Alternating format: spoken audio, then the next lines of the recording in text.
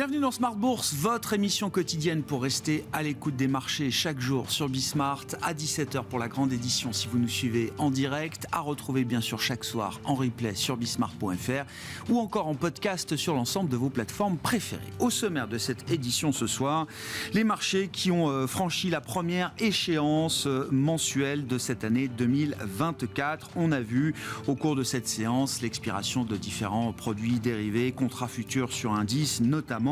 Le futur CAC échéance janvier est arrivé à expiration à 16h tout à l'heure.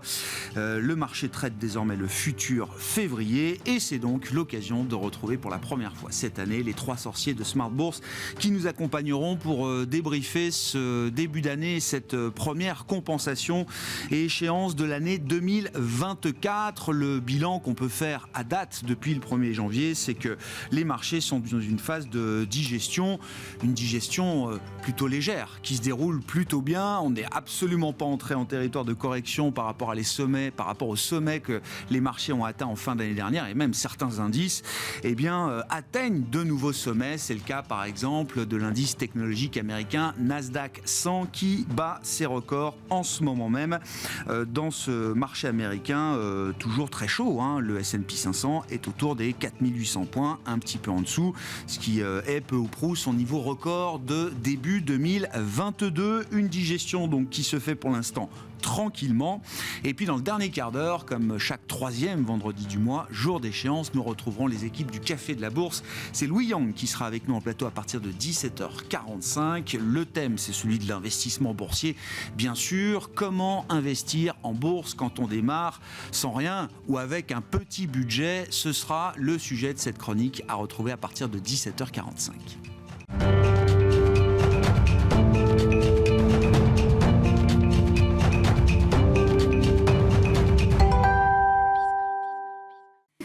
Avant d'accueillir nos trois sorciers, les infos clés du jour sur les marchés, c'est Tendance, mon ami, chaque soir en ouverture de Smart Bourse avec Pauline Gratel. C'est une séance de fin de semaine plutôt calme pour la Bourse de Paris qui recule légèrement cet après-midi. Les investisseurs sont maintenant dans l'attente de la prochaine réunion de politique monétaire de la BCE qui aura lieu jeudi prochain à Francfort, une semaine avant celle de la Fed qui se tiendra les 30 et 31 janvier prochains. Dans les infos clés du jour, l'inflation japonaise ralentit de nouveau au mois de décembre à 2,3% après 2,5% le mois précédent. Ces chiffres sont conformes aux attentes et l'inflation nippone se trouve maintenant à son niveau le plus bas depuis 1 an et demi. Côté britannique, les investisseurs ont pris connaissance des ventes au détail pour décembre qui ont reculé plus que prévu, moins 3,2% après une augmentation de 1,4% le mois précédent. Direction l'Allemagne, maintenant, on a pris connaissance des prix à la production pour décembre. Alors que le consensus attendait moins 8%, l'indice ressort en baisse plus marquée de 8,6% sur un an. Et cela s'explique par le recul des prix de l'énergie, principalement de l'électricité, moins 23,5% en un an. Côté valeur, dans l'univers des petites capitalisations, l'ISI chute de 10% aujourd'hui. Peugeot Invest cède 4% du capital à un prix inférieur au cours de clôture. Téléperformance est en forte hausse aujourd'hui d'environ 8% après que Stifel ait relevé son conseil à l'achat sur la valeur. Parmi les hausses du jour, le rebond du secteur des semi-conducteurs se poursuit. Soitec par exemple gagne encore 2%. Le secteur est toujours tiré par le géant taïwanais TSMC. L'indice du secteur des semi-conducteurs aux États-Unis est à nouveau à son plus haut historique, tout comme le Nasdaq 100 qui a battu hier son record historique. Lundi, la semaine démarra avec un agenda macro plutôt léger, dans l'attente des réunions des banques centrales et des prochaines publications de résultats. Les investisseurs prendront connaissance des indicateurs avancés du Conference Board aux États-Unis pour le mois de décembre. Tendance, mon ami, chaque jour, les infos clés sur les marchés en ouverture de Smart Bourse avec Pauline Gratel sur Bismart.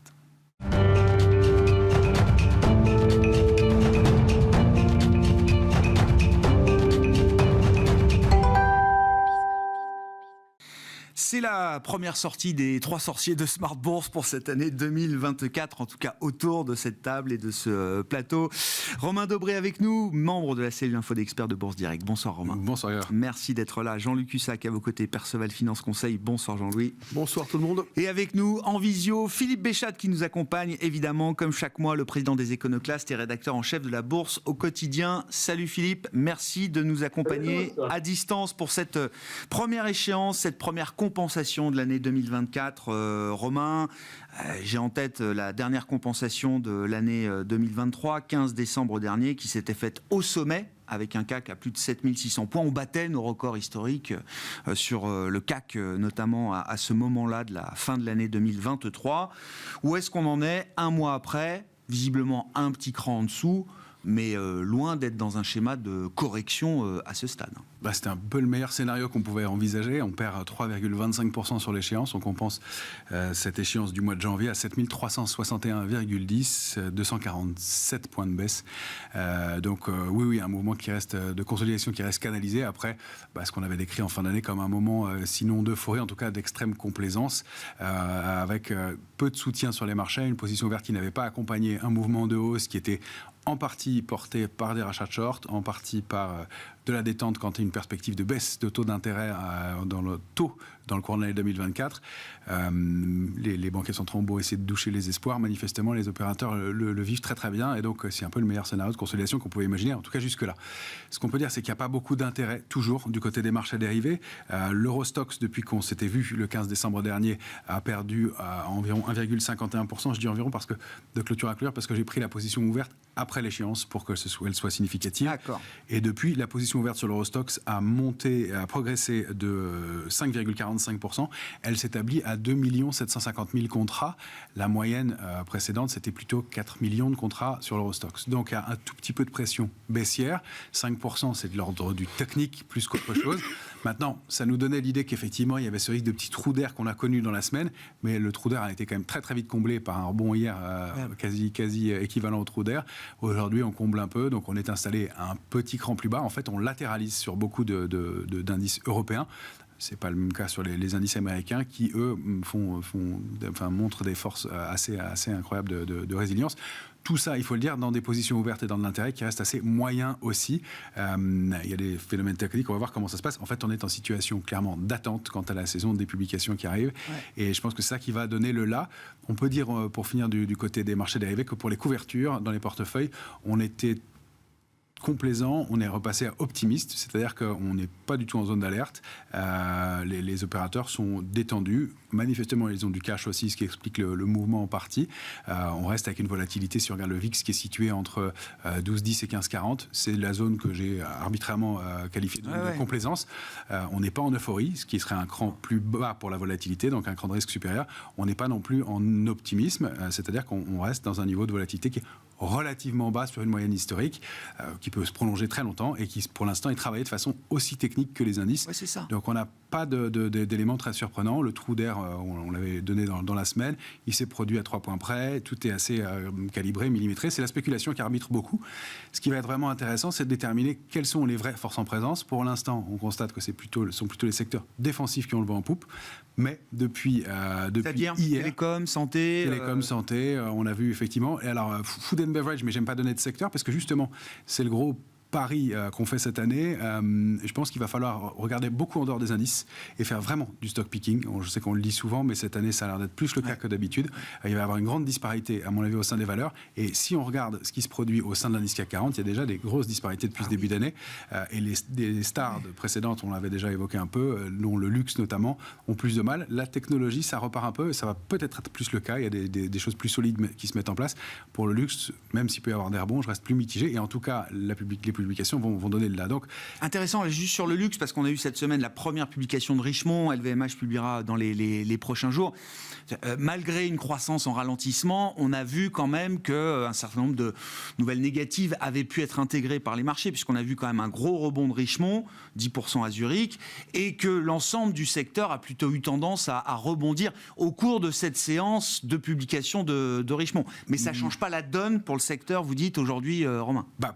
Individuellement, si. Richemont, elle a très bien réagi. Elle rebondit sur un gros support. Elle ouvre avec un gap haussier large. Elle remonte avec du volume. Elle prend 10%. Elle donne un signal intéressant. Elle a encore, avant sa prochaine résistance, une dizaine de pourcents à prendre. C'est dans un trading range et c'est du mieux. C'est une bonne réaction. Mais ça reste spécifique Richemont. Mais LVMH, elle était sur ses cours d'ouverture du jour précédent. Donc la hausse de 4% qu'on a vue à l'ouverture sur LVMH hier matin, dans le sillage de la publication, c'était ou du rachat de short ou de la spéculation, mais en tout cas, ça a été vite comblé. Elle revient sur ses niveaux d'avant publication, et donc, par sympathie, on se souvient qu'il y a 1 ou 2 ans, quand il y avait des publications de Richemont comme ça, c'était 7% de hausse pour LVMH, et elle ne redescendait pas. Donc, pour l'instant, on va observer tout ça. Donc, pas d'alerte majeure, probablement, mais probablement plus de choses à faire en dehors des indices qu'à l'intérieur même, à l'intérieur même des indices, plutôt que sur les indices eux-mêmes. Bon, Jean-Louis, on aurait pu se faire un peu plus peur que ce qu'on a eu jusqu'à présent, quand même. En règle générale, dans des tendances très ancrées dans une hausse ou dans une baisse, surtout à la hausse, 3,5, 4%, 3,5 même de repli, c'est le moment de commencer à acheter pour reprendre la tendance haussière. Oui. On a la conviction que le marché devrait rester haussier, qu'il n'y a pas de raison. On se dit qu'on peut monter. Donc, quand on a des replis sur l'indice de 3,5, on achète. On est allé jusqu'à 4,5 cette semaine. Et c'était avant-hier. Et c'est là, pour moi, le point crucial. En temps réel, parce que c'est important de le faire en temps réel, quand j'ai regardé les marchés le matin, j'ai tout de suite envoyé des commentaires en disant... Il y a une hyper-régularité sur les valeurs, sur toutes les valeurs du CAC.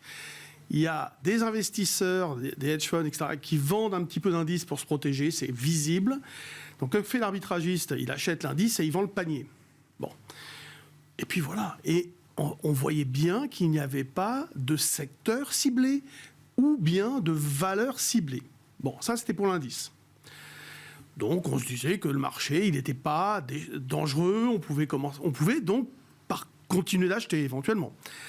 Après, dans les faits, c'est très difficile d'acheter les actions parce que soit c'est la divergence dont tu parlais, soit elles n'ont pas baissé, voire pas suffisamment, et on se dit il y a encore 2-3% à gratter.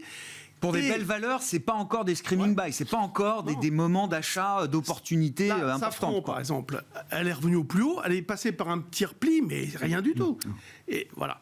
Et à côté de ça, celle qui avait perdu 12, graphiquement, on se disait, comme STM, alors moi je visais 39, je me dis, il y a encore un peu plus à gratter, jusqu'à 15%.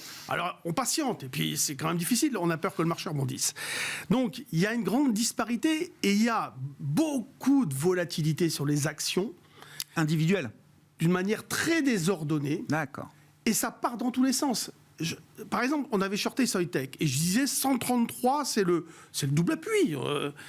Eh bien, on va taper 133, les lendemains, plus 4,5. C'est violent. C'est violent. C'est-à-dire que, voilà, tout est comme ça. TSMC a publié entre-temps, effectivement. Et là aussi, comme on l'a vu avec Richemont sur le luxe, il y a eu un effet tout de suite sur le secteur. STM dans la foulée, etc. Effectivement. Oui, alors... C'est vrai qu'à LVMH, elle reste plombée parce que dans un marché qui a repris comme ça 180 points, elle est restée... en fait, elle a fait du surplace parce qu'elle a progressé un peu, mais aujourd'hui, elle a rebaissé. Hier, elle avait rebaissé un peu.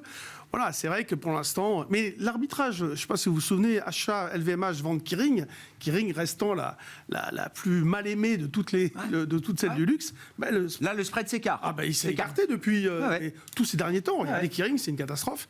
Elle a vraiment beaucoup baissé. Bon, ça finira bien par être stoppé à un moment donné. C'est une valeur, je pense, qu'il va falloir bientôt surveiller. Mais moi, j'étais plutôt vendeur dessus. Alors, voilà, globalement, il faut quand même, si les gens ont du mal comme ça à capter, à trouver des idées, tout le monde a quelques difficultés à acheter au bon prix, ça va très vite, c'est très violent, il y a de quoi hésiter. Donc voilà, c'est sûr que c'est pour ça qu'on a tendance à faire beaucoup d'options, avec des volatilités implicites faibles. Moi, avant-hier, j'avais acheté des calls, justement chez Romain. Et ce call qui valait 30, il est monté ce matin, il valait 90. Quoi. Donc, histoire de fou, ça va très très vite. Et la volatilité implicite, on a fait quoi 12 au plus haut, 11,80, 12. Sur le CAC, vous parlez de la vol du CAC. Ouais, là, c'est le CAC, c'est pas cher du tout. On reste, étant donné à la fois les menaces et les possibilités de trouver une solution à un problème, parce qu'il y en a tellement. Voilà, donc les marchés restent super hésitants. Il y a une normalisation en cours. Mais c'est pas un marché qui est plus vulnérable aujourd'hui qu'il l'était. Il y a 2-3 mois en arrière. D'accord. Vous voyez, le fait que avant-hier, on ait vu comme ça des ventes d'indices de précaution, de couverture, tout de suite, j'ai écrit, le marché, ça le rend encore moins vulnérable. Vous vous rendez compte ? Il a repris 160, 180 points en 2 jours. Et personne. Franchement, peu de gens sur ce... Quand on a vu le début d'année, on s'est dit, on est peut-être mûr pour une correction un peu plus appuyée que celle qu'on observe jusqu'à présent. Oui, on aurait pu aller un peu plus être légitime en attendant les résultats. Oui, il y avait plein d'arguments qui pouvaient légitimement expliquer ça. Il y a quand même toujours les taux d'intérêt, les taux souverains qui ont continué de progresser. Donc, si vous voulez, ça a freiné les indices actions européens parce que, comme vous l'avez dit, Greg, le Nasdaq il est au plus haut, le SPI il est pratiquement au plus haut aussi. Il a même fait un plus haut de la période tout à l'heure. Donc, nous, on est quand même un peu plus faible. En Europe, il y a moins d'intérêt. C'est-à-dire qu'on se pose la question de comment l'économie européenne va se porter. Les grandes questions sur l'Europe, il y en a. Sur l'euro-dollar. Il y en a des cartons pleins jusque-là. Non, mais bien sûr. C'est ça qui prend le relais. Je comprends, oui. Même si on se dit que les taux finiront bien par rebaisser à un moment donné. Ouais. Philippe, votre résumé de ce début d'année sur les marchés, et puis effectivement, parlons des marchés qui, eux, ne consolident pas. Le S&P est à quasi 4008, le Nasdaq 100 bat des records au moment encore où on se parle. Et le SOX aussi, je me souviens qu'on avait parlé du SOX et les semi-conducteurs avec vous. Tout ça va ensemble, le SOX est toujours on fire. Le SOX absolument aujourd'hui, à l'instant, au zénith historique. Du coup, vous prenez les mêmes éléments, les mêmes constituants de la hausse de fin octobre au 28 décembre et vous reprenez exactement les mêmes dans le même ordre. Et vous avez le SOX qui gagne 4% donc depuis le 1er janvier, donc maintenant 4,5%. Vous avez un Nasdaq 100 à plus de 17 100. Vous avez les 7 fantastiques moins Tesla, parce que Tesla est un petit peu à la traîne depuis quelques jours. Vu qu'il manque de pièces, ils sont obligés de ralentir un petit peu la production en Allemagne notamment. Donc, hors des 7 fantastiques, hors les 10 principaux constituants de l'indice SOX, vous avez une baisse globale des valeurs du S&P 500 qui est de l'ordre de moins 1,5% et que reflète assez bien d'ailleurs le Dow Jones. Le Dow Jones, il ne fait rien depuis le 15 décembre dernier. Le Nasdaq 100 gagne plus de 2,20%. Le Nasdaq composite plus large, moins sensible aux 7 fantastiques, gagne un peu moins de 2%, et on est autour de 1,5% sur le S&P 500.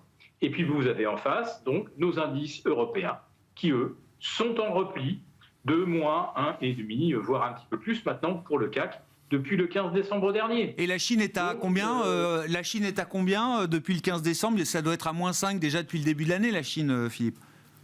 Ah oui, sur Hong Kong, oui, là, c'est assez désastreux. Je pourrais vous retrouver les chiffres assez facilement.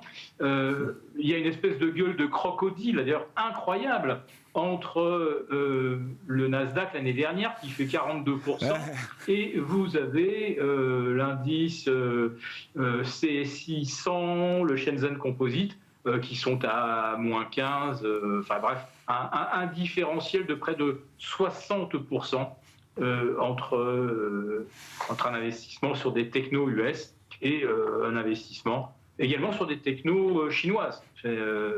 Rien n'a résisté et le début de l'année 2024 est est épouvantable. Et donc là aussi, c'est pareil, vous prenez les mêmes schémas qu'au 4e trimestre 2023 et vous prolongez les courbes. Donc il n'y a pas de rotation sectorielle. On continue de nous dire également que jamais les marchés émergents, je parle hors Chine, jamais les marchés émergents n'ont été aussi sous-évalués par rapport au Nasdaq et au S&P 500. Et il n'y a pour l'instant pas de signal non plus de retour sur les émergents, pas plus qu'on observe de retour sur les small caps. Voilà. Aux États-Unis, le Russell 2000, il est tout juste positif depuis le 1er janvier. Voilà, mais enfin, il n'y a pas de mouvement de fond. Donc, c'est très difficile de savoir qu'est-ce qui nous attend pour les prochaines semaines, puisque pour l'instant, j'ai l'impression que le marché, il veut rien voir, rien entendre. Il ne veut pas entendre les banquiers centraux qui parlent de baisse de taux qui interviendront, mais probablement pas avant, pas loin du second semestre. Il ne veut pas voir le ralentissement en Chine qui pèse sur l'ensemble de la croissance mondiale. Il ne veut pas voir que les bénéfices 2024 seront probablement beaucoup moins généreux que 2023. Il y a une raison à cela, c'est que toutes les hausses de prix ont été passées en 2022-2023. Le consommateur les a encaissés.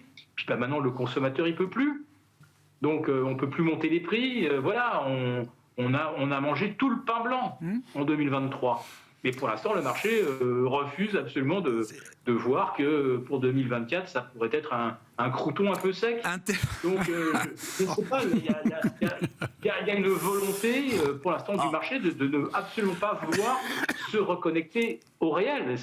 C'est ça que je vois. C'est une volonté désespérée de ne pas se connecter au réel. La réalité de l'économie américaine en instantané, alors après on peut se projeter sur 2024 et élaborer des scénarios, mais en instantané, on a vu encore toute une série de surprises positives sur les données dures américaines publiées depuis le début de l'année, des salaires réels positifs, un taux de chômage qui reste quand même plutôt bas au regard des standards historiques. Un déficit magnifique. Comment voulez-vous que la Fed baisse ses taux? Mais justement, c'était le petit point que je voulais faire, Philippe. Je trouvais intéressant dans cette semaine où on parle effectivement depuis plusieurs mois d'une corrélation très nettement positive entre actions et obligations. Cette semaine, on a plutôt l'obligataire qui a corrigé. Les taux américains ont repris peut-être 10-15 points de base sur la partie longue depuis le début de la semaine. 25, bah voilà, 25 sur 10 ans. Et pendant ce temps-là, le Nasdaq a continué de battre des records. Il y a une forme de décorrélation de ce point de vue-là. Ah oui, le marché, il a les mains sur les yeux, sur les oreilles, il ne veut rien savoir. 27 points de hausse sur le 2 ans, c'est pratiquement une des pires performances hebdomadaires qu'on ait connues depuis plus de 6 mois. La dernière semaine aussi mauvaise sur l'obligataire, ça remonte au 10 octobre 2023. Romain, on peut faire un petit tour là sur la Tech US, Nasdaq 100, c'est un indice fort, évidemment il n'y a pas de question à se poser, c'est un no-brainer. Dans le groupe des 7 magnifiques ou des 7 mercenaires, est-ce qu'il y a des forces, des faiblesses qui se confirment ou qui apparaissent, des fragilités ou des forces à l'inverse? Déjà, il n'y a pas les mêmes comportements. Philippe avait commencé à l'expliquer au sein de ces valeurs. Tesla qui est quand même pas en pleine forme, elle est en bas de son trading range 206-233, elle a rompu des niveaux importants, elle défend le support de 206 pour l'instant, elle publie la semaine prochaine, donc on va en savoir probablement un peu plus. Il y a Nvidia qui est l'extrême opposé, la prochaine cible graphique c'est 594, on l'avait évoqué il y a quelques temps, elle évoluait de juin à décembre dans un trading range, mi-décembre elle a décidé de rebondir sur la médiane du range, c'était un signal d'achat, on l'avait évoqué ici, et donc la cible c'est 594, donc elle n'en est pas très loin, 580 je crois elle cote aujourd'hui. La prochaine cible, mais donc c'est des mouvements de convocation. C'est une cible graphique. C'est-à-dire que ce sont des duplications de trading range. On a dupliqué le range juin-décembre. On duplique le trading range 400-500 de juin à décembre. Et puis quand on en sort par le haut, ça donne 600, j'arrondis. Mais donc 594, prochain niveau graphique important. Donc ça, c'est le phénomène inverse, on va dire, de Tesla. Ça n'empêche pas le Nasdaq, effectivement, Nasdaq 100 d'être au plus haut historique, d'ouvrir avec un plus haut aujourd'hui avec un gap haussier, après avoir contré une figure de retournement baissière, une configuration de bougie baissière en hebdomadaire qui est rare, qui s'appelle une étoile du soir, qui a été validée en début d'année, c'est-à-dire qu'au cours de 3 semaines, on a construit ces 3 bougies et qui donnent normalement un coup d'arrêt dans la tendance. Normalement, c'est un arrêt dans un mouvement. Graphiquement, c'est un signal fort. Il se trouve que là, bien en une semaine, il faut que ce signal soit invalidé rapidement. Et le gros gap baissier laissé ouvert le 2 janvier a tout de suite été contré. La semaine suivante, comblé, et puis on forme de nouveaux plus hauts. Donc le Nasdaq 100 plus fort que l'étoile du soir. Le Nasdaq 100 plus fort que l'étoile du soir. Le Nasdaq 100 au plus haut, avec les GAFAM qui ne sont pas tout au plus haut. Donc on a Google qui est proche de ses tops, qu'il faut conserver, qui reste sur un parcours haussier.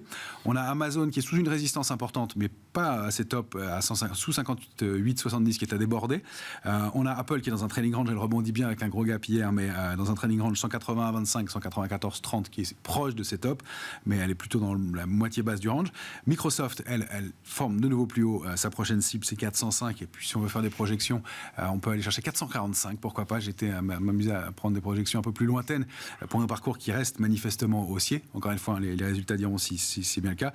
Meta est proche de ses tops aussi. Donc voilà, pour le parcours des GAFAM, il y a des choses qui sont un petit peu différentes, des ranges, mais il n'y a pas d'uniformité. Et ce qui veut dire que si le Nasdaq arrive à le faire comme ça, c'est qu'il y a de la participation d'autres valeurs. C'est ça qui s'élargit un petit peu quand même. Qui s'élargit, et contrairement à ce qu'on pouvait dire. Donc il y a des choses qui se passent dans le secteur. La cybersécurité, j'ai vu là une boîte comme Palo Alto, ça y est, ils atteignent 100 milliards de capi. Voilà, il y a d'autres segments qui montent. Il y a d'autres segments qui montent et on paye d'autres choses. Donc pour aller former des records, c'est pas uniquement avec celle-ci aujourd'hui. Ça, c'est intéressant. Et juste un mot, puisqu'on avait commencé à évoquer, je disais food and beverage, il ne faut pas parler du secteur en entier. Mais si on regarde à l'intérieur, des valeurs comme Danone, elles sont au plus haut et elle est en train de déborder un niveau technique important. Ça fait partie des valeurs fortes. Alors, c'est des valeurs qu'on avait un peu oubliées, qui ne sont pas forcément hyper sexy a priori, mais qui pour l'instant surperforment nettement. Et c'est ce qu'il faut regarder à l'intérieur même des secteurs, alors que le secteur lui-même, food and beverage, si on regarde en Europe, il sous-performe pour l'instant. Jean-Luc, pardon. Sur le marché US, il y a quand même 2 choses importantes à constater. C'était les flux entrants, les investissements qu'il y avait sur les ETF, equity, Amérique. C'était impressionnant toute la fin de l'année. Le premier flux négatif que j'ai vu, mais légèrement négatif, c'était la semaine précédente. Là. Bon, les marchés ont freiné, d'accord. Mais de toute façon, il y a certainement du cash. Donc ça, c'est un élément porteur. Il y a de l'argent qui rentre avec l'idée de cibler sur les juste US. Donne le chiffre. Il y a 6 trillions de dollars qui sont parqués sur les money market funds américains rémunérés à 4-5% aujourd'hui. Moi, ma question, je n'ai pas la réponse. C'est le jour où les rendements du monétaire vont commencer à baisser parce que les banques centrales vont baisser leurs taux. Qu'est-ce qui va se passer avec ces 6 trillions Il faut regarder sur un graphique. C'est inédit dans l'histoire. Même pendant la grande crise financière ou même pendant la période Covid, on n'a jamais atteint ces montants-là. Et je ne vous parle pas des 3000 points d'épargne supplémentaires en France par rapport aux tendances pré-Covid. C'est la même histoire en Allemagne, etc. Donc, voilà, donc c'est sûr pour l'instant, ce cash est bien rémunéré. Voilà. Le jour où il sera peut-être un peu moins rémunéré, qu'est-ce qu'on en fera? C'est toute la question. Donc moi j'ai envie de dire, par exemple à Philippe, le réel il est là aussi. Il est dans toute cette liquidité qu'il y a d'une manière incroyable. Et puis les enjeux, les paris spéculatifs sur ces marchés sont gigantesques. Vous avez sur le marché des options, encore hier, le marché il commence à être un peu faible, on a le sentiment qu'il va corriger, on va chercher un point bas vers 4770 à 19h, et tout d'un coup il part à la hausse.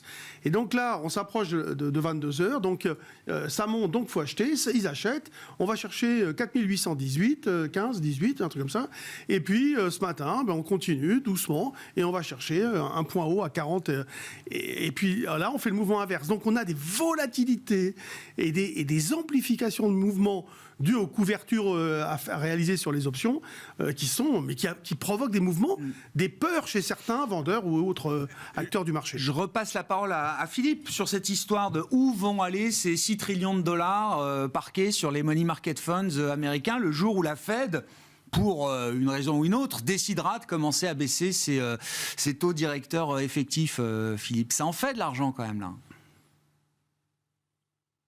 Oui, c'est beaucoup d'argent. C'est beaucoup de l'argent d'ailleurs imprimé par les banques centrales de mi-mars 2020 à fin de 2021. Donc cet argent-là est entre les mains en fait un tout petit nombre de détenteurs, je pense que c'est moins de 0,5% de la population américaine. C'est pas de l'argent livret A détenu par chaque Américain. On a d'ailleurs bien compris qu'il n'y a plus de liquidité, de chèque Covid en réserve pour l'Américain moyen. Donc oui, ce sont des grosses institutions qui détiennent ce cash. Et je dois dire que heureusement que ce cash est abondant, parce que l'État américain, les États européens, les entreprises vont avoir un besoin énorme de cash pour refinancer les dettes. 34 000 milliards aux États-Unis, plus 2 000 milliards depuis le mois de juin 2023. C'est pas si loin. Vous voyez, combien les États-Unis s'endettent, c'est incroyable. La France, là aussi, on est au sommet absolu de tous les types de déficits, à la fois budgétaire, mais également commercial. Donc on va voir un programme d'émissions au-delà de 300 milliards en euros. Heureusement qu'il y a ce cash, parce que s'il n'y avait pas ça, je pense qu'on parlerait déjà de remettre en route la planche à billettes. Donc vous me demandez où peut aller ce cash, je dois dire que pour financer les dettes. Il va trouver effectivement tout naturellement à aller s'investir dans les dettes américaines et européennes. C'est ce qu'on a vu, les premières émissions de souverains en zone euro de début d'année ont connu une demande stratosphérique. Les carnets d'ordre sont couverts à plus de x10 parfois. Oui, c'est ça. Oui, lundi, on a eu cette surprise, effectivement, de voir qu'il y avait un appétit assez extraordinaire. Maintenant, est-ce que les créanciers, ceux qui ont du cash, vont accepter de l'immobiliser, ce cash, pour 10 ans, 15 ans, 20 ans, avec une rémunération de 3,80, ce qui était le cas il n'y a même pas une semaine. Donc on voit déjà maintenant qu'à 4,15, ça devient plus compliqué. Moi, j'ai le sentiment que la demande d'argent est si importante que ça risque de peser sur les taux longs et pas que les taux courts. Alors les banques centrales vont être mises sous pression pour détendre le loyer de l'argent, c'est sûr, on va leur mettre la pression, mais il y a une partie, là, les taux longs, où je dirais que c'est peut-être le marché qui fera le prix. Bien sûr. Et si c'est le marché qui fait le prix, avec les quantités de dettes à refinancer, j'ai le sentiment qu'on s'est peut-être beaucoup bercé d'illusions sur le potentiel de baisse des taux longs.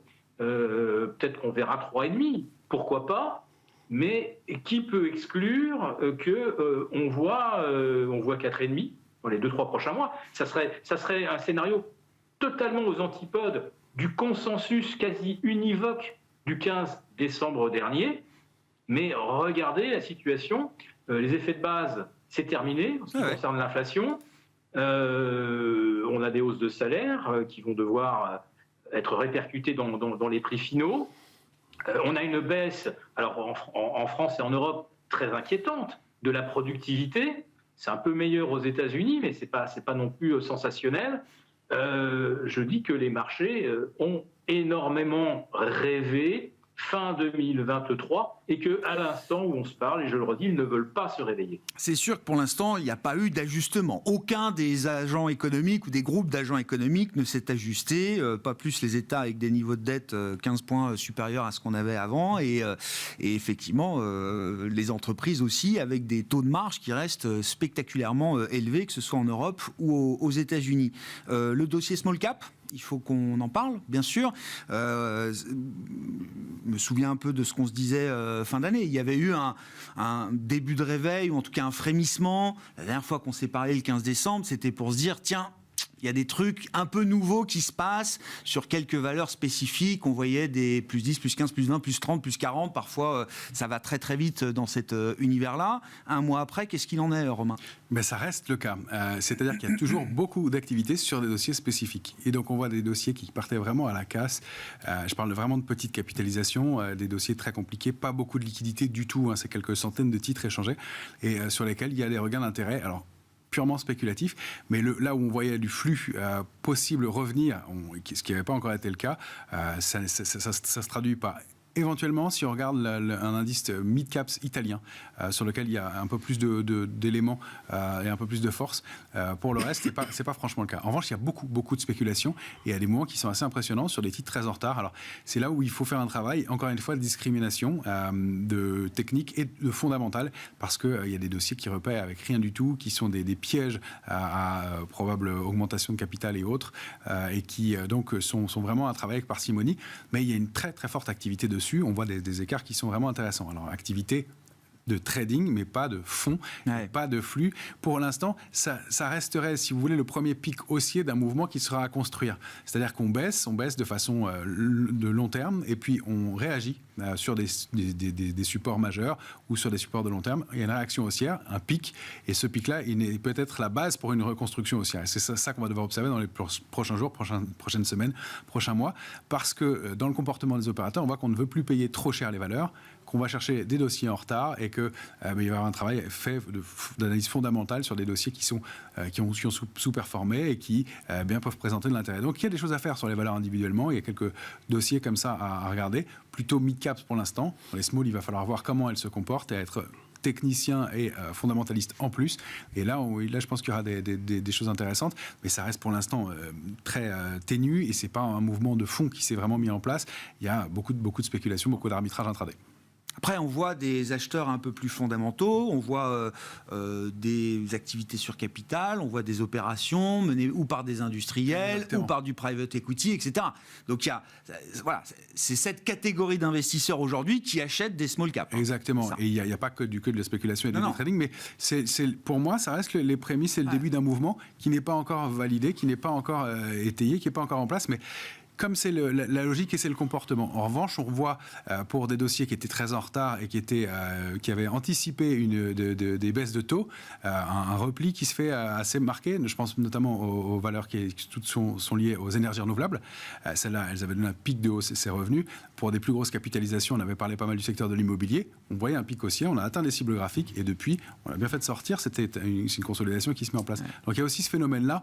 Et effectivement, l'évolution de la politique monétaire, les résultats à venir vont être clé et déterminant dans la poursuite ou non d'un mouvement. Mais pour l'instant, c'est ténu. Il n'y a rien de construit fort, en tout cas, dessus. Mais je pense que c'est à continuer à regarder clairement. Ça bouge, ça reste vite. Le réveil est toujours là. Il y a quand même déjà eu quelques OPA, il y a déjà eu quelques éléments. Bon, je vous vois faire la moue, Jean-Louis. Non, pour moi, il y a plein de pièges. Il y a une volatilité de la liquidité phénoménale. Il y a plus rien. C'est pas un marché facile, quoi. C'est un marché très difficile. Ouais. Il faut vraiment avoir des convictions fortes pour se dire bon, allez, j'en achète et puis je vais mettre de côté. Je dors dessus. C'est vrai que la spéculation, celle qui fonctionne, c'est quand en effet les gens jouent sur des toutes petites quantités, ils arrivent à s'amuser. Mais si on veut faire des choses un peu sérieuses, on peut pas. Enfin, je vous dis, c'est très compliqué. Dès qu'on se fait planter, pour sortir, c'est la croix et la bannière. Oui. Donc non. Et puis il y a beaucoup moins de monde. On voit bien qu'il y a des baisses très importantes. Il y a des divergences aussi de comportement de valeurs très, très fortes, c'est certain. Parfois, on se dit, tiens, Clara Nova, j'hésitais, et puis à un moment donné, on l'a acheté, et puis elle baisse pas, alors qu'on aurait pu penser qu'elle allait retracer. Après, il y a eu des opérations. Mais Carmat, par exemple, ils l'ont sauvé pour 5 mois, 6 mois. Lizzie, là, avec l'opération des 4% de vente de Peugeot Invest, ça se fait à un prix nettement en dessous du dernier côté. Ouais. Après, c'est une menace future. Alors, ils ont dit que pendant je ne sais plus combien de temps, là, 6 mois, 180 jours, ils vont pas revendre, mais ça reste une menace future qui... est-ce que ça va inciter les gens à revenir ? Mais vous réveillez un matin, il ne se passe rien de particulier, simplement une transaction qui fait perdre 10% à un bloc. Non, sincèrement, actuellement, il n'y a rien qui encouragerait les investisseurs à venir durablement. L'idée que quand on regarde ça comme une classe d'actifs, l'idée que c'est une classe d'actifs qui pourrait retrouver de la surperformance comme elle a pu l'avoir dans un cycle précédent, pour l'instant, on n'y est pas, quoi. Ouais, c'est-à-dire qu'en fait, il y a trop de volatilité. Le problème, il est là, c'est que c'est possible qu'à un moment donné, on ait de la surperformance, mais les probabilités que l'on puisse aussi avoir des retours de bâton extrêmement violents sont fortes. Donc non, pour l'instant, c'est pas un marché qui intéresse les investisseurs, et ça ne l'intéressait vraiment pas. fin d'année, on a eu un beau réveil, c'est vrai, il y a eu de quoi faire du business, mais là, ça s'est vraiment, franchement, vraiment calmé. Hein. Philippe, si vous voulez dire un mot des small caps, et puis je voulais vous entendre aussi sur la manière dont le marché crypto et le Bitcoin spécifiquement tournent depuis l'arrivée des, je crois qu'il y en a eu 11 ETF spot Bitcoin qui ont été agréés sur le marché américain il y a un peu plus d'une semaine maintenant. Ouais, alors donc le 12 janvier pour le 15e anniversaire de la première transaction cryptographique entre Satoshi Nakamoto et Monsieur Halley, eh bien la SEC a donc officialisé, donné sa bénédiction à la cotation d'une nouvelle classe d'actifs. Alors on continuera évidemment de disserter sur quelle est la nature réelle de cette classe d'actifs. 11 ETF listés, il y a déjà un des émetteurs qui songe à jeter l'éponge parce que les volumes ne sont pas là. Et finalement, on assiste typiquement à un phénomène de fait accompli. Chaque fois qu'on nous disait l'approbation des ETF, c'est pour la semaine prochaine, ça prenait 10%. On nous l'a sorti 10 fois au cours de l'année 2023. Donc 10 fois le marché a payé. Ça y est, l'ETF va bientôt être accessible à tous. Et puis le jour où cela advient, il n'y a pas de rush. Et c'est vrai qu'on va devoir encore analyser cette situation. On aurait pu se dire, bon, le fait accompli, il a joué, ça a perdu 10% en 48 heures, puis après ça, le marché s'est refait la cerise.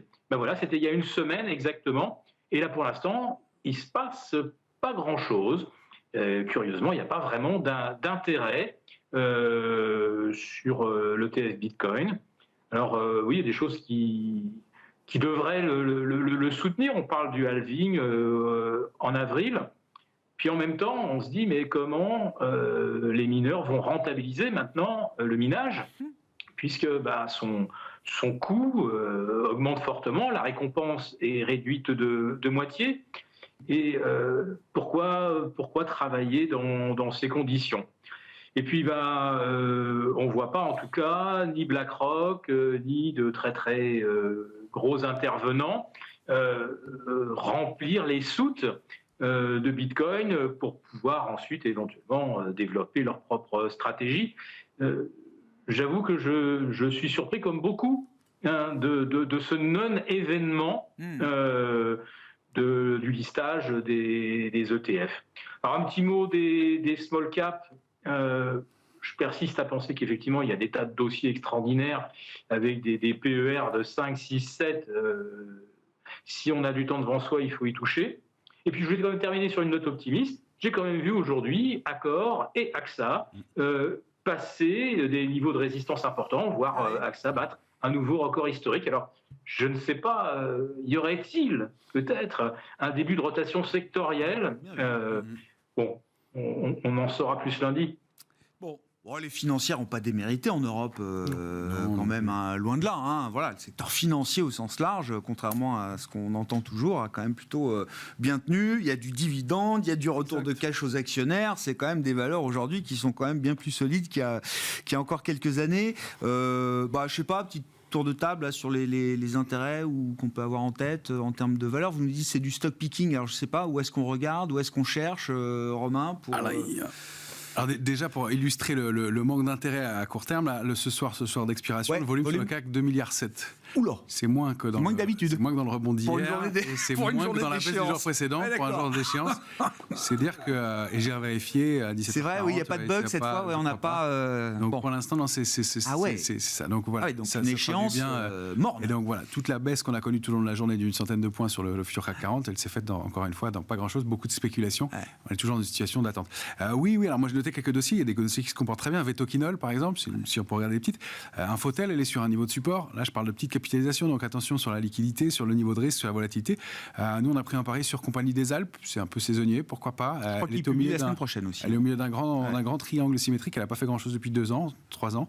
C'est des dossiers qu'on regarde. Après, sur des dossiers plus gros, il y a Sanofi qui se comporte le comeback bien, après la qui a baisse déjà de fait un 20%. bon comeback, qui se comporte Finalement, bien. l'accident a été plutôt bien nettoyé ou compensé. Compensé en partie. Digéré en partie. C'était quand même majeur. Il y a 20%. FDJ qu'il faut surveiller, qui a l'air de vouloir continuer à prolonger sa tendance. On a déjà évoqué Danone. Et puis dans le désordre et des recoveries, il y en a des beaux dossiers comme Elis, toujours. Valorex, si elle arrive à dépasser 14,78, c'est une grosse recovery. Il y a un potentiel important. Il faut qu'elle déborde ce niveau-là. On va voir si elle arrive à le faire. Nexans, elle réagit aussi après avoir passé 2 années un peu difficiles. SPI, qui est en plus opérable, pourquoi pas. Donc, voilà, j'en cite pas mal en vrac. Chacun fera ce qu'il en veut. C'est toujours question de money management, de ratio risque-rendement. Mais voilà le dossier qu'on regarde aujourd'hui dans un marché qui est, à mon sens, intéressant, mais individuellement. Après, il y a probablement d'autres éléments à regarder. Il faut diversifier. Il y a l'Inde qui reste un secteur fort. On peut le traiter sous forme de panier de valeur. Il est certes au plus haut, mais en analyse graphique, on aime plutôt bien. Surtout, il a débordé un grand trading range. Il y a encore une quinzaine de % sur les cours actuels. Alors, c'est peut-être pas le ratio risque-rendement idéal, mais ça peut être à regarder. Long Inde, short Chine. Beaucoup ont joué, je crois, dans ce sens-là. Ça peut se jouer comme ça. Et puis, on regarde aussi tout ce qui est matière première, d'une façon générale, encore et toujours, même si pour l'instant ça patine. Le tracker Como, donc ex-Thomson CRB, est sur des niveaux de support qui peuvent être intéressants. Ça peut s'arbitrer. Et il y a un panier de matières premières, de valeurs minières, ressources de base, qui arrive sur des niveaux de support. On cherchait un point d'entrée, ça peut être pas mal. Le secteur technologique, en général en Europe, qui repart manifestement. Donc, il y a de quoi faire pas mal de choses. Et vous parliez de ce que pourraient faire des liquidités si elles étaient déversées dans le marché. Justement, sur le marché action, pourquoi pas. C'est aller créer ce phénomène de FOMO et de se dire, tiens, les marchés sont au plus haut, où les marchés montent, c'est le moment de rentrer, et d'aller créer, peut-être, pourquoi pas, je ne parle pas à 15 jours, mais une exagération. Une petite exagération à 1 an. Bien sûr.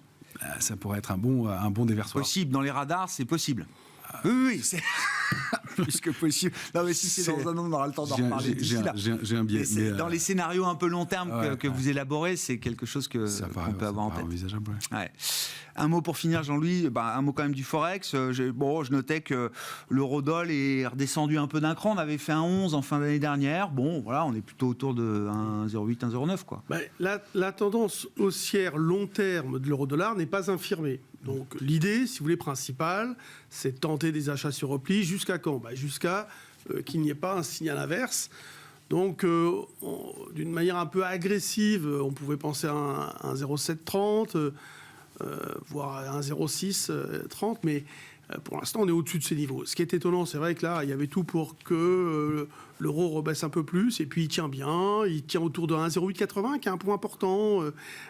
C'est un point un peu pivot. En dessous, les probas de rester zone un peu de danger, et puis au-dessus on est plutôt bien et on a des probabilités de rebondir qui sont plutôt fortes. Donc on est autour de ce niveau. Il y a une hésitation là également, si vous voulez, il n'y a pas de conviction d'intérêt fort, de besoin d'euros ou dollars, enfin voilà. Et je pense qu'ils vont attendre, voir comment la croissance américaine va... Oui, là il y a les banques centrales qui arrivent en plus. Voilà, les banques centrales. Oui. Bon, c'est sûr qu'on est en phase un peu d'attente. Merci messieurs, les 3 sorciers, première de l'année, on se retrouve le 16 février, si je ne dis pas de bêtises, pour la prochaine échéance. J'ai regardé aussi, tout le monde a la même date en tête. Merci Philippe Béchade qui est avec nous en visioconférence, président des Éconoclasses, rédacteur en chef de la Bourse au quotidien, Jean-Luc Hussac, Perceval Finance Conseil et Romain Daubry, membre de la cellule Info d'experts de Bourse Direct.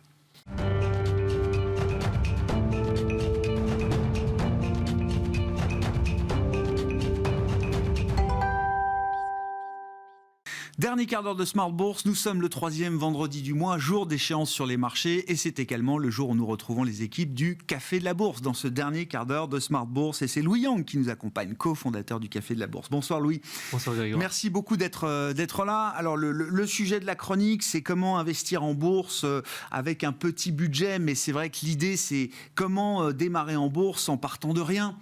parce que oui, quand on est jeune, c'est pas le moment de la vie où on a beaucoup d'argent, et il faut d'ailleurs déconstruire cette idée qui voudrait que la bourse soit réservée au gros patrimoine. Ça n'est pas le cas, c'est un mythe, c'est une légende, Louis. Oui, tout à fait, ça fait partie des mythes qu'il y a sur la bourse. C'est pas réservé uniquement aux riches. Au contraire, lorsqu'on a un petit capital, on ne doit pas se fermer la porte de la bourse, parce que justement en bourse, ce qui est important, c'est pas le montant du capital, c'est la régularité et c'est aussi le temps. Donc par rapport à un jeune investisseur, lui il dispose de beaucoup de temps. Donc il a peut-être moins de capital, mais il a beaucoup de temps. Donc, il est riche de temps. Il est riche de temps, exactement. Et ça a de la valeur. Et du coup, c'est toujours bon de le rappeler, la classe d'actifs actions, à long terme, très long terme, c'est la plus performante. Et au niveau de la volatilité, le risque qui peut faire peur justement à certains, justement avec le long terme, avec le temps, ce risque est lissé, voire nul si on est sur des horizons très longs de 40-50 ans, selon différentes études qui ont été publiées sur le S&P 500 par exemple. Donc la bourse, c'est pas que pour les gros capitaux. Lorsqu'on a un petit budget, on peut s'y mettre et le plus vite possible. La formule est limpide. Quand vous êtes jeune, votre capital, c'est le temps que vous avez devant vous. Et c'est ça qui compte en bourse avant tout. Néanmoins, il faut quand même bien investir des euros ou des dollars ou de l'argent en bourse. Louis, est-ce qu'il y a quand même l'idée d'avoir un budget minimum constitué pour se dire qu'on peut opérer correctement en bourse? De moins en moins en fait, avec l'essor des courtiers en ligne, des néo-courtiers bourse, le palier d'entrée est devenu très faible. Maintenant, je peux prendre un exemple, on peut ouvrir un compte titre ou un PEA à partir de 100 €, voire moins avec certains acteurs, je pense. Et après, si on veut faire un versement de 10 € par mois, c'est tout à fait possible. Donc très clairement, la barrière à l'entrée est maintenant très faible. Mais attention, ça ne veut pas dire qu'il faut mettre tous ses sous en bourse. Il y a quand même des choses à faire attention en amont. Par exemple, ça n'a pas changé, c'est que ce qu'on investit en bourse, ça doit être de l'argent qu'on est prêt à perdre. Donc ça, c'est le premier point. On a évoqué le long terme, ça doit être de l'argent qu'on peut immobiliser à long terme. Et donc du coup, avant d'aller en bourse, il faut se constituer une épargne de précaution. Une épargne de précaution pour les aléas de la vie courante, si on a une panne de voiture, un problème de plomberie, etc. Ça, il faut le faire avant d'aller en bourse. 2-3 mois de salaire, c'est ce qu'on imagine, exactement. qu'on peut trouver comme recommandation en général. Exactement, à placer sur un placement sans risque, liquide, type livret épargne. En plus, avec les taux actuels, c'est intéressant de se positionner dessus. Ouais. Donc ça, c'est quelque chose qu'il ne faut pas oublier. Mais mis à part ça, la barrière à l'entrée au niveau du budget pour la bourse est maintenant très faible. Est-ce qu'en partant d'un petit capital, est-ce qu'il faut avoir une stratégie particulière?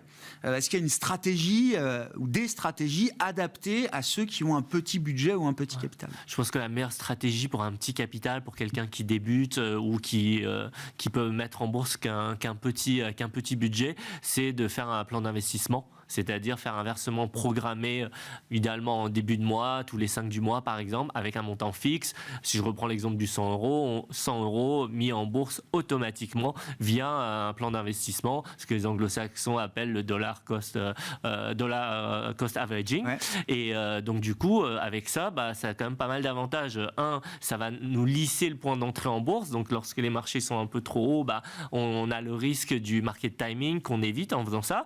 On évite d'oublier ou de pas faire l'effort de mettre de côté, de placer. On évite aussi le risque du FOMO, le fear of missing out, aller sur la dernière mode, le dernier secteur tendance, la dernière valeur tendance, ça on évite aussi. Et donc du coup, avec le temps, ça a un effet boule de neige pour capitaliser son investissement en bourse. Donc ça, je pense que c'est la meilleure stratégie pour les personnes qui ont un petit budget en bourse. Un point important par rapport à ça, pour les petits budget notamment, c'est la diversification. Ouais. Ça, on le répète jamais assez, il faut diversifier en bourse. Et lorsqu'on a un petit capital, ça c'est vraiment c'est un enjeu. C'est un enjeu. C'est parfois un défi même. Exactement, parce que du coup, il y a des valeurs qui sont chères. Je pense par exemple Apple, c'est 180 $ à peu près. Donc pour un petit budget qui veut diversifier, c'est compliqué. Après, sur des valeurs encore plus chères, je pense à Hermès, on est à 1800 € à peu près. Là, c'est même difficile d'accès pour un petit budget en bourse. Donc ça, il ne faut pas tout mettre sur une ou deux actions. Même si on a un petit budget, il faut diversifier. Bon. Apple a fait plusieurs splits. Hermès, je crois pas. J'ai pas en tête un split de l'action Hermès, mais Apple, effectivement, a splitté en tout cas régulièrement son action parce qu'effectivement, ça permet de conserver un bassin de population d'actionnaires qui peuvent aussi accéder à une valeur nominale un peu moins élevée que quand elle est à 1 800 € pour Hermès. Je crois qu'il y a Berkshire Hathaway qui a été historiquement aussi peut-être la valeur, nominale, la valeur nominale de l'action Berkshire a toujours été peut-être la plus élevée du marché américain. Là, c'est pour ça qu'il y en a deux. Il y a la A et la B. Ça. La B qui est plus accessible pour l'investisseur moins capitalisé, tout à fait. Mais oui, il y a de l'ingénierie, évidemment, qui s'adapte à toutes les catégories d'investisseurs. Une fois qu'on a dit ça et qu'on a défini un peu la stratégie, est-ce qu'il y a des solutions particulières, évidentes, pour ceux qui commencent en bourse avec un peu de budget, un petit capital? Ouais, évidemment, je pense les ETF. Les ETF, très clairement, avec l'essor qu'il y a eu, toutes les possibilités qu'il y a au niveau des ETF, ça va résoudre justement ce problème de diversification pour l'investisseur qui a un petit budget. Si on achète un ETF 440, on peut choisir, mais il y a de nombreux ETF 440 qui sont à moins de 100 €. Donc, en mettant moins de 100 € sur un ETF 440, on s'expose aux 40 valeurs du 440. Du coup, on peut avoir du Hermès indirectement. Bien sûr. Voilà. Bien donc sûr. ça, c'est très clairement une solution intéressante pour ce profil d'investisseur et surtout pour quelqu'un qui veut de l'investissement passif, qui veut répercuter, traquer la performance d'un indice, que ce soit justement le 440, le Nasdaq ou même des indices sectoriels ou thématiques. On a vraiment de quoi faire au niveau des ETF. Donc ça, c'est une option. Oui. Et l'autre option pour, je pense, les personnes qui veulent faire du stock picking, investir selon les convictions sur des valeurs, ça c'est plus récent, c'est les actions fractionnées qui sont proposées par les néo-courtiers qui permettent d'acheter une fraction d'un titre. Là, je peux reprendre mon exemple. Hermès, sur Apple. On peut prendre un dixième d'Apple. Donc du coup, ça coûte $18. Là, on peut diversifier. Même avec 100 € par mois, on peut diversifier. On peut prendre du Apple, etc. Et on peut même avoir là, je parlais d'un dixième, mais on peut avoir un centième. On prend un centième d'Hermès. Du coup, avec 18 €, on peut aller sur du Hermès en direct aussi. Donc ça, c'est une solution pour les petits budgets en bourse qui veulent... Pour le stock picking. Voilà, pour le stock picking, diversifier, aller sur des valeurs et avoir la main sur son portefeuille. Bon, je rappelle, sur les ETF, on parle de l'ETF CAC 40 parce que le CAC, c'est nous, mais on peut être beaucoup plus diversifié que le CAC 40, c'est ça. Oui, on peut aller sur le... si on veut justement une approche très diversifiée, on peut aller sur l'ETF World. Oui, exactement, l'ETF World. Là, pareil, le prix d'un ETF World... Plusieurs milliers de valeurs représentées dans le tracker. Exactement, ça va dépendre des indices exacts, mais à minima, c'est 900 valeurs sur 15 pays différents. Et ça, on peut l'avoir pour moins de 100 € sur un ETF World. Donc là, si on veut vraiment de la diversification et être exposé sur la classe d'actifs actions au niveau mondial, on peut aller sur ce type de produit. On achète le monde pour moins de 100 € sur le marché boursier grâce aux ETF. Est-ce qu'il y a d'autres solutions qu'il faut avoir en tête pour investir avec un petit capital Alors là, j'ai parlé d'un certain profil. Après, on a tous des profils d'investisseurs différents. Si justement on a un profil investisseur, on veut prendre du risque, on veut faire du trading, il y a aussi des produits de bourse, par exemple des turbos, qui vont permettre d'avoir de l'effet de levier pour aussi des montants très faibles, pour s'exposer sur un indice, sur une valeur. Là, pour le coup, je rappelle que le niveau de risque... débuter, Oui, exactement. On fait la distinction, parce qu'on a fait la chronique Comment bien débuter en bourse. Je vous renvoie au replay de l'émission avec vous, Louis. Mais là, on parle de quelqu'un qui a un petit budget, mais dans le cas des solutions de trading, c'est quelqu'un qui doit avoir une expérience du marché préalable. Voilà, exactement. Là, je parle vraiment petit budget, sans tenir compte en fait de l'expérience qu'on a sur les marchés, parce que justement, pour quelqu'un qui veut faire du trading, qui a un petit budget mais qui a de l'expérience, le turbo va être plus intéressant que les contrats futurs, qui sont beaucoup plus chers. Donc, mais encore une fois, effectivement, c'est du trading. Il y a un risque. Il faut comprendre l'effet de levier. Il faut comprendre les différents critères qui vont faire varier un produit dérivé. Donc ça, c'est un certain type de... C'est un apprentissage. Voilà, c'est un apprentissage et c'est un certain type de profil. Si on prend un profil à l'autre extrémité de l'échelle de risque, la personne qui veut prendre zéro risque mais qui a envie d'investir, peut aller sur... zéro risque, très peu de risque pour aller mais investir. Il peut ouvrir un contrat d'assurance vie. Là, pareil, avec les contrats d'assurance vie en ligne, la barrière d'entrée est très faible. Avec 100 €, on peut ouvrir un compte. On peut mettre du fonds euro sécurisé sans risque et prendre des unités de compte avec un peu de risque. Donc ça correspond à un autre profil d'investisseur. Après, selon les thématiques, si on est plus immobilier et qu'on veut faire de l'immobilier papier, pareil, parce que c'est plus accessible, il y a des CPI qui sont accessibles dès 500 euros maintenant. Départ, ouais, c'est voilà, ça, départ. 500 €. Donc voilà, là on peut aller sur de l'immobilier et après, évidemment les cryptos, on peut prendre une petite part de différents types de cryptos avec les plateformes d'exchange. Il y a aussi des fintechs qui sont positionnés sur différentes classes d'actifs.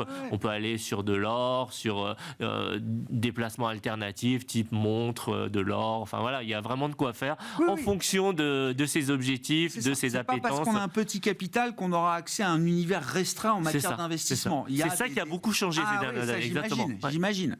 On rend de plus en plus accessible effectivement des types d'investissement ou des classes d'actifs qui étaient réservées effectivement à des gens avec une surface patrimoniale importante. Oui, à des family office, à des gestionnaires de patrimoine. Aujourd'hui, ça s'est ouvert.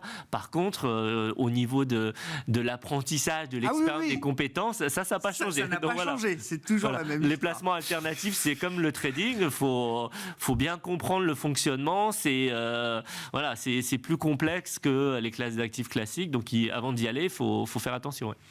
Merci beaucoup Louis, merci pour cette première chronique de l'année avec vous. Et oui, on peut démarrer en bourse de rien, en tout cas avec un petit capital. Tous les instruments, tous les outils sont à disposition aujourd'hui pour ceux qui n'ont pas de gros budget à investir en bourse. Louis Yang qui est avec nous, cofondateur du Café de la Bourse dans Smart Bourse ce soir.